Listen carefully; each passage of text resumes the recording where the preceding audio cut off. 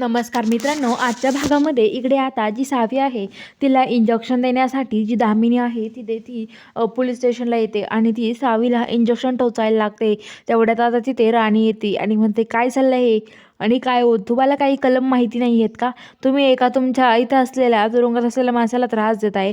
तुम्हाला काहीच कसं वाटत नाही आहे? हाणामारीच्या केसमध्ये मी तुम्हाला कलममध्ये गुंतवू शकते बरं का, असं म्हणते. आणि आता लगेच ती म्हणते की काय हो दामिनी मॅडम, तुम्हाला काय वाटतं इथे कोण येणार नाही सावीला वाचवायला? आम्ही आहोत ना. सावीनी लगेच आता ते इंजेक्शन वगैरे लपवून ठेवते. तर आता इकडं जी राणी आहे, राणी ते तिला कोर्टामध्ये मंजू जी सावी आहे तिला कोर्टामध्ये न्यायचं असतं. तिला कोर्टामध्ये आणतात आणि तिथे आता केस सुरू होते लढायला. तर इकडं आता जो धैर्य आहे तो धैर्य शुद्धीवर येतो. तेवढ्यात तो म्हणतो, माझी सावी कुठं गेली आहे? मला सावीला भेटायचं आहे. तर त्याच्यात काही सावी, अहो तुम्हाला माहीत नाही का तुमची सावी? तर आता लगेच सांगतात की नाही, कुठं आहे माझी सावी? तर ती मला भेटायला सुद्धा नाही आली एकदा सुद्धा. मला डोकून सुद्धा नाही बघितलं तिनं. कुठं गेली आहे ती?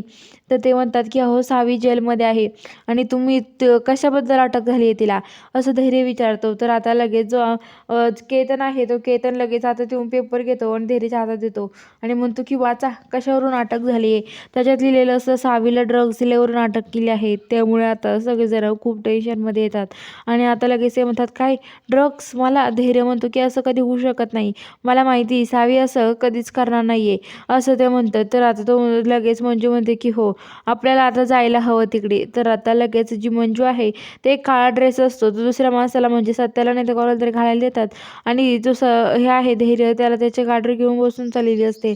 तर इकडं जे माणसं आहेत ते काळ्या ड्रेसवालेल्या माणसाला बघतात आणि त्याच्या मागे पळायला लागतात आणि सगळे पोलीस त्याच्या मागे जातात, पण तिथे तो दुसराच असतो. तर इकडं एकमेकाला खुणवत असतात. जी राणी आहे ती आता सावीला खुणवत असते, काळजी करू नको, धैर्य इथं आले आहे, असं ऑल द बेस्ट करते.